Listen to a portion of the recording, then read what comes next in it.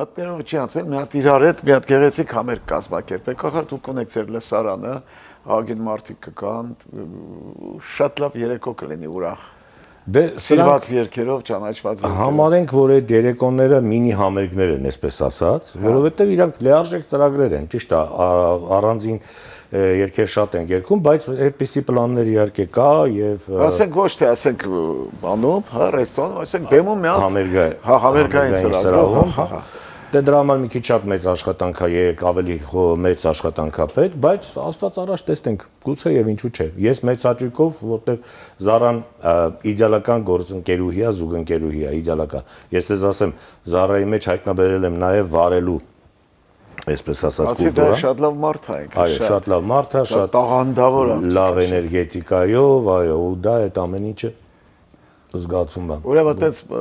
նախագծերում կա, հա։ Կա, իհարկե կա։ Չլիներ էլ կստեղծենք։